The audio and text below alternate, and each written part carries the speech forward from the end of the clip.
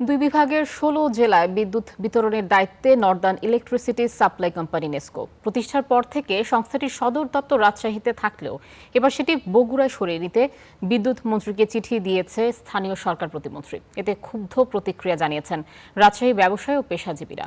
বিস্তারিত রিপোর্টে। বিদ্যুৎ বিতরণকারী সংস্থা নেসকো রাজশাহী ও রংপুর বিভাগের ১৬ জেলায় বিস্তৃত কার্যক্রম, সদর দপ্তর রাজশাহী শহরে। তবে সম্প্রতি বগুড়া ২ আসনের সংসদ সদস্য ও স্থানীয় সরকার প্রতিমন্ত্রী মীর শাহে আলম স্বাক্ষরিত এক চিঠিতে বলা হয়, রাজশাহীর প্রধান কার্যালয় থেকে বিস্তীর্ণ অঞ্চলে যথাসময়ে সেবা দিতে পারছে না সংস্থাটি।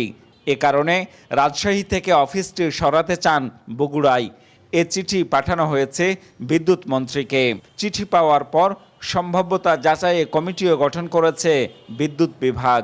মাননীয় প্রতিমন্ত্রী মহোদয় নেসকোর প্রধান কার্যালয়কে প্রশাসনিক সুবিধার্থে রাজশাহী থেকে বগুড়ায় স্থানান্তরের একটি টিও লেটার আমাদের বিদ্যুৎ বিভাগের মাননীয় মন্ত্রী বরাবর প্রেরণ করেছেন। এ খবরে ক্ষুব্ধ প্রতিক্রিয়া জানিয়েছেন ব্যবসায়ী, পেশাজীবী ও নাগরিক সমাজের নেতারা। এর পেছনের উদ্দেশ্য নিয়েও প্রশ্ন তুলেছেন তারা।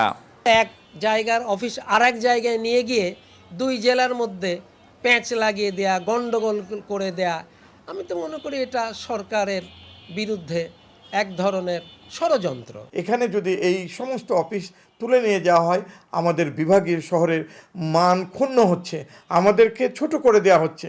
আমরা এই অবস্থায় এগুলি কোনোভাবে মেনে নিব না। একতরফা সিদ্ধান্ত নেওয়া হলে আন্দোলনে নামার হুঁশিয়ারি দিয়েছেন ব্যবসায়ীরা। বগুড়াতে তো শাখা অফিস আছেই, তাদের তো কার্যক্রম চলছে, এতদিন হলো না, এখন কেন ইনি এটার উপরে? এটাও তো বাংলাদেশেরই অংশ, একটাই তো দেশ আমাদের, কেন উনি এটা করবেন? এটা তো জনগণ মেনে নিবে না। তো এটাকে এখন কিভাবে রক্ষা করা যায়, সেই জন্য আমাদেরকে আপামর জনতাকে দিয়ে এটা সংগ্রাম করতে হবে।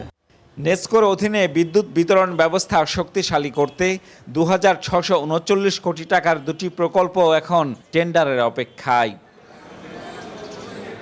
Ziaul Gani Selim, star news, Rajshahi.